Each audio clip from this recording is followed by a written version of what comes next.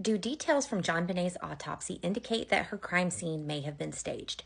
We know you guys know the details of this case inside and out, and for every theory, there's a rabbit hole miles deep.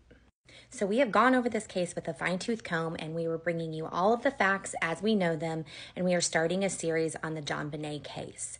Now, if you haven't already, give us a follow and join in the case discussion, and as always, keep it friendly.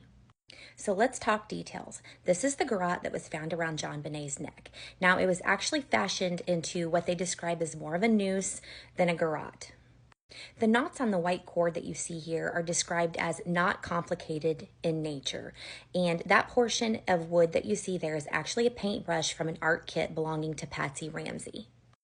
So the autopsy indicated that JonBenet's neck was damaged externally, but not internally, indicating that this garrote was not tightened as much as it was intended for a device of this nature. JonBenet did, though, suffer strangulation as indicated by the petechia that was in her eyes, which is a telltale sign of strangulation. She had a skull decompression as well as a just slightly over 8-inch fracture that extended the right side of her head, indicating that she had been hit over the head with something. JonBenet's arms were tied together at the wrists, but reports indicate that the knots were not tight enough to be used for restraints. Could this indicate possible staging of the crime scene? Foreign DNA was found under JonBenet's fingernails on both hands, as well as her underwear, and on the cord that was used around her neck. This DNA came from an unknown contributor.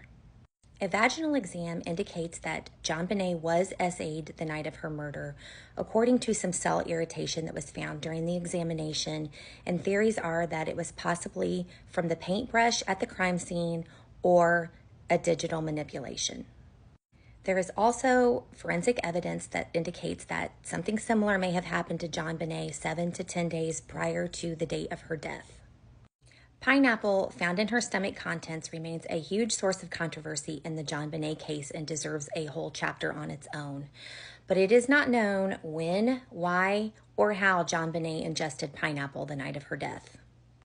Tape found over JonBenet's mouth was removed by her father, John, when he found her in the basement. Now, the entire crime scene was disturbed when he removed the blanket and picked JonBenet up, carrying her upstairs.